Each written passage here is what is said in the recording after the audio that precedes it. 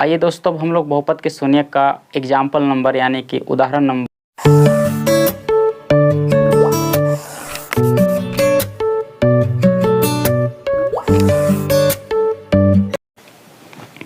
नमस्कार, जोहार साथियों। आइए आज हम लोग कक्षा 9th क्लास का जो कि बहुपद का चैप्टर प्रश्नावली 2.2 करने का प्रयास करते हैं, जिसमें हम लोग पढ़ेंगे बहुपद का शून्यक। क्या पढ़ेंगे? सबसे पहले हम लोग पढ़ेंगे बहुपद का शून्यक। इससे पिछली कक्षाओं में हम लोग बहुपद, बहुपद के प्रकार और बहुपद के घात, बहुपद के पद, बहुपद के गुणांक, इन सभी से संबंधित प्रश्नों को हम लोग हल कर चुके हैं, सॉल्व कर चुके हैं। अब हम लोग बहुपद का शून्यक पढ़ने का प्रयास करेंगे। आइए समझते हैं बहुपद का शून्यक क्या होता है पूरा ठेठ भाषा में। चलिए देखिए, बहुपद के शून्यक क्या चीज़? बहुपद के शून्यक। बहुपद का शून्यक क्या होता है? पहले हम एक एग्जाम्पल लेके आप लोग को बताते हैं कि बहुपद का शून्यक क्या होता है। उसको हम लोग थोड़ा सा डिफाइन करने का प्रयास करेंगे, थोड़ा सा देखिएगा, ठीक है। जैसे हम एक बहुपद ले लिए, माना एक बहुपद px है जो कि 2x माइनस मान लो 2 है, ठीक है। हम एक बहुपद ले लिए, px बराबर क्या है? 2x माइनस 2 है। आगे समझ में? अब इस बहुपद को ये चर राशि, इस बहुपद में एक चर राशि है। x जो चर राशि है, इसके स्थान पर एक ऐसा मान हम प्रतिस्थापित करेंगे कि इस बहुपद को वह 0 बना देगा, शून्य बना देगा। अगर 0 बना देती है तो ऐसे वास्तविक संख्या अगर इसमें रखते हैं 0 बनाता है, उसको हम लोग बोलेंगे बहुपद का शून्यक। तो आइए हम लोग एक एग्जाम्पल के माध्यम से बहुपद क्या, शून्यक क्या होता है उसको जानने का प्रयास करते हैं। मान लिए हम लोग एक बहुपद ले लिए, px बराबर क्या है? 2x माइनस 2, यानी कि इसमें x जो है चर राशि है। इस बहुपद में x क्या है? चर राशि है। इसके स्थान पर एक ऐसा मान प्रतिस्थापित करेंगे और मान प्रतिस्थापित करने के पश्चात अगर यह बहुपद का मान 0 आ जाता है, यानी शून्य आ जाता है, तो यह बहुपद का शून्य कहलाएगा। यानी कि बहुपद का शून्य क्या कहलाएगा? जो आपका x जो चर राशि है, उसके स्थान पर जो मान रखेंगे वह मान इस बहुपद का क्या कहलाएगा? शून्य कहलाएगा। ठीक है दोस्तों, चलिए देखने का हम लोग प्रयास करते हैं। ऐसा कौन सा मान रखें, यानी कि हम लोग x के जगह पर एक ऐसा मान रखते हैं जो कि इसको क्या बना देता है? शून्य बना देता है। देखिए x बराबर, यदि हम x बराबर अगर 1 लेते हैं, कितना लेते हैं? 1 लेते हैं। यदि हम x बराबर क्या ले लिए? 1 ले लिए, तो इस पे अब मान पुट करके देखते हैं कि यह बहुपद 0 बनता है कि नहीं बनता है। चलिए देखिए, x का मान कितना? 1। तो जहाँ जहाँ x वहाँ 1 रखेंगे। तो यहाँ पे क्या रख दिए? 1 बराबर 2, यहाँ भी x है, यहाँ भी मान रख देंगे 1 माइनस 2। इससे सोल्व कर देंगे तो 2 एकम यानी कि 2 एकम 2 माइनस 2, यानी कि 2 अंजा 2 कर दिए और यहाँ पे 2 पहले से था, इसमें 2 लिख दिए। अब देखिए तो 2 में से 2 घटाएंगे तो कितना आएगा? 0। यानी कि हम बोल सकते हैं कि x बराबर 1 पर, यानी कि इस बहुपद को यानी कि 0 ला दे रहा है, मतलब इस बहुपद को संतुष्ट कर रहा है, ठीक है। इसलिए हम लोग बोल सकते हैं कि जो x बराबर जो 1 है, x बराबर जो 1 आया, बहुपद px का क्या है? शून्यक है। क्या है? शून्यक है। ठीक है दोस्तों, अब हम लोग चलिए बहुपद के शून्यक का, इसी के माध्यम से हम लोग इसका क्या लिख सकते हैं? परिभाषा बता सकते हैं, डेफिनेशन बता सकते हैं। देखिएगा कैसे, इसको मिटा दें। समझ में आ गया कि बहुपद का शून्यक क्या होता है? चलिए इसे मिटा दिए मैं। अब चलिए बहुपद का शून्यक लिख लीजिए। बहुपद के शून्यक क्या होता है? लिखेंगे किसी बहुपद में चर के स्थान पर किसी वास्तविक संख्या को रखें, या आप प्रतिस्थापित करें भी लिख सकते हैं, रखने पर यदि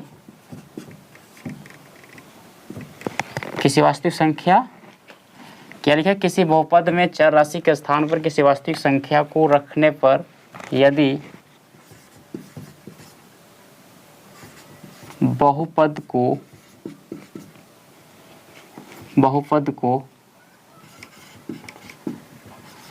शून्य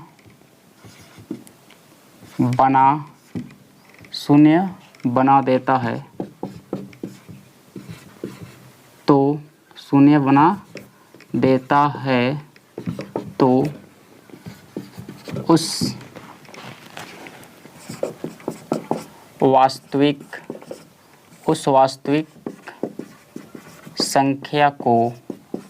तो उस वास्तविक संख्या को बहुपद का शून्यक कहते हैं। ठीक है प्यारे मित्रों, हमने बहुपद का पूरा परिभाषा लिख दिया। ठीक है, अब हम लोग कुछ एग्जाम्पल्स करके देखेंगे और बेहतर तरीका से समझने का प्रयास करेंगे, और इन्हीं से संबंधित हम लोग क्वेश्चन आंसर भी यानी कि प्रश्न उत्तर भी करेंगे। ठीक है, देखिए हमने क्या लिखा, किसी बहुपद में चर राशि के स्थान पर किसी वास्तविक संख्या को रखने पर यदि बहुपद को शून्य बना देता है तो उस वास्तविक संख्या को बहुपद का शून्यक कहते हैं। जैसे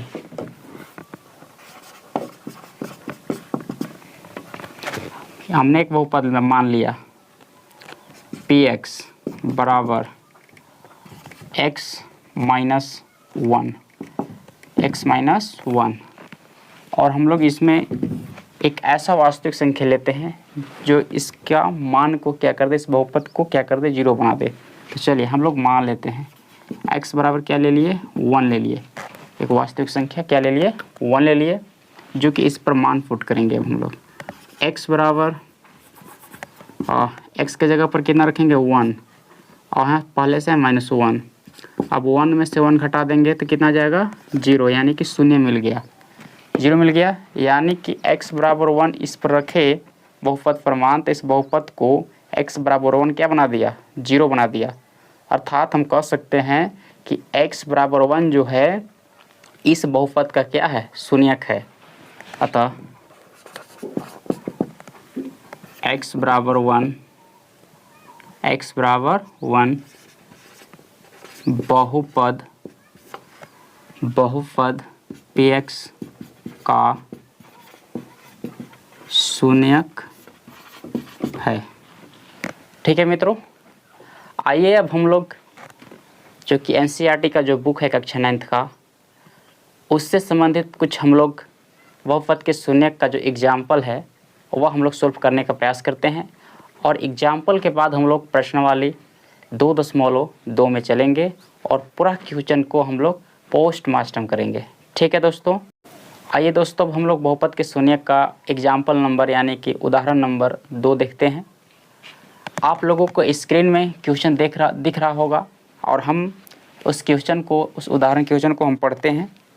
क्या कहता है, बोल रहा है उदाहरण 2, चरों के दिए गए मान के नीचे चरों के दिए गए मान पर नीचे दिए गए प्रत्येक बहुपद का मान ज्ञात कीजिए। क्या बोला, चरों के दिए गए मान पर नीचे दिए गए प्रत्येक बहुपद का मान ज्ञात कीजिए। इस पर पहला क्वेश्चन है, x बराबर 1 पर px बराबर 5x square minus 3x plus 7। इसको सॉल्व करते हैं हम लोग। देखते हैं कि x बराबर 1 पर यानी इस बहुपद का, यानी कि यह क्या है, यानी कि एक हम लोग का मान दिया हुआ है x बराबर 1। अब इस पर रख के देखते हैं क्या यह 0 आता है या कितना आता है, इसका फाइनल आंसर कितना आता है, इसको हम देखने का प्रयास करते हैं। आइए सबसे पहले हम लोग हल लिखते हैं। हल हम लोग को काम किस पर करना है, x बराबर 1 पर बहुपद क्या है, पी एक्स बराबर 5x² माइनस 3x प्लस 7। तो बहुपद लिख लेते हैं, बहुपद यानी कि पी एक्स बराबर 5x² माइनस 3x प्लस 7। लिखेंगे x बराबर 1 लेने पर यानी कि x बराबर 1 लेने पर या x बराबर 1 रखने पर, आप दोनों में से जो सुविधा आपको अच्छा लगे वो आप लिख सकते हैं।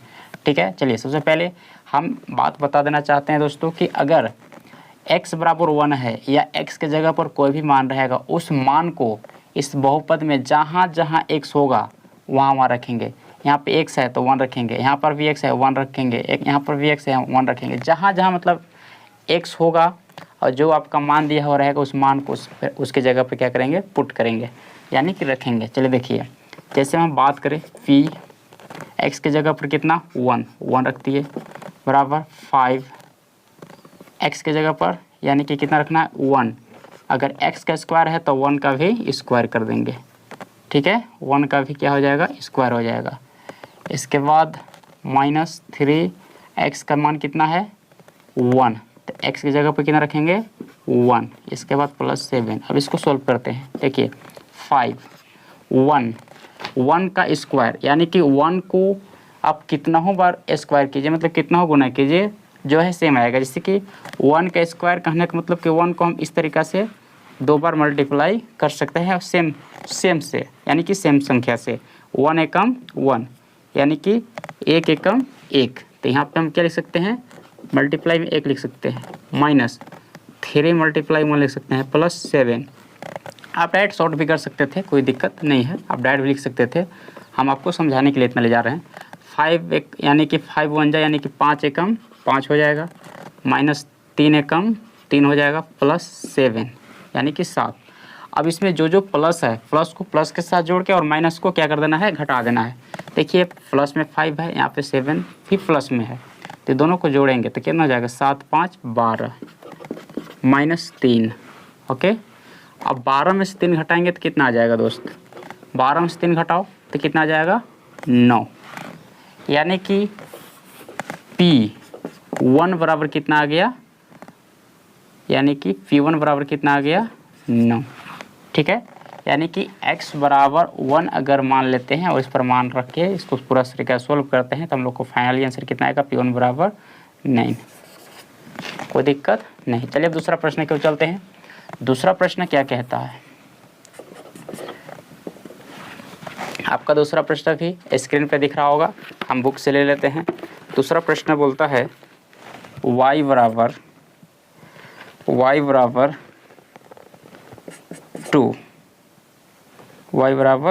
2 पर qy बराबर 3y³ माइनस 4y रूट 11। ठीक है मित्रों, इसका मान हमको ज्ञात करना है। चलिए अब देखिए, वहाँ पे चर राशि x था, अब यहाँ पे चर राशि y है। आपको y बराबर 2 दिया हुआ है। अब इसमें देखेंगे जहाँ जहाँ y होगा वहाँ वहाँ 2 रख देंगे और फिर सॉल्व कर देंगे। ठीक है, चलिए आइए हल। सबसे पहले हम लोग लिख लेते हैं बहुपद को। बहुपद क्या है, qy बराबर 3y³ minus 4y plus root 11 यानी कि 11। अब देखो लिखेंगे y बराबर कितना लेने पर, 2 लेने पर, y इजकल टू 2 लेने पर। ठीक है, यानी कि y बराबर 2 लेने पर। अब यहाँ से मान पुट करते हैं। देखिएगा q, अब y की जगह पर कितना रखना है 2, तो यहाँ पे y है तो 2 रख देंगे, बराबर 3 y की जगह पर 2 रखेंगे तो 2। अब देखो y का पावर 3, तो y के जगह पर ही हम लोग 2 रख रहे हैं तो 2 का भी पावर 3 करना पड़ेगा, तो 2 का पावर 3। ठीक है, अब आ जाएगा माइनस 4। y का मान कितना लेना है, y का मान 2 लेना है, 2 प्लस में रूट 11। ठीक है मित्रों, अब इसको हम लोग सॉल्व करते हैं। यहाँ पे देख लीजिए 3। अब यहाँ पे इसको लिख सकते हैं 2 का क्यूब। कहने का मतलब 2 का क्यूब यानी कि 2 का पावर 3 है, तो 2 को सेम संख्या यानी कि 2 से ही 3 बार मल्टीप्लाई करेंगे, 2 इंटू 2, जैसे कि देखिएगा 2 इंटू 2 इंटू 2 इस तरीक़ा से। अब इसको मल्टीप्लाई करो, 2 दूनी 4, 4 दूनी 8, कितना आ गया 8। तो यहाँ क्या लिखेंगे 8 आ जाएगा, -4 इंटू 2 प्लस √11। अब आगे सॉल्व करते हैं, क्योंकि यहाँ पे जगह नहीं है इसलिए आप लोग इसको यहाँ देखिएगा। तो हो जाएगा 8 तरीके 24 यानी कि Q2 बराबर कितना आ गया दोस्त 8 तरीके 24, 4 दूनी 8, 4 दूनी 8 और प्लस में √11। अब इसको जोड़ घटाव कर देंगे तो देखिए 24 और 8 और √11 बचा है। तो √11 को हम इसके साथ तो नहीं जोड़ सकते क्योंकि यह अलग हो गया और ये अलग हो गए। तो 24 में 60 घटा देते हैं इसको, ये कितना आ जाएगा 16 आ जाएगा और प्लस में कितना बच गया √11। ठीक है, तो यानी कि हम कह सकते हैं कि था Q2 बराबर 16 प्लस √11 आपका यह मान आ गया फाइनली x और y बराबर 2 रखने पर।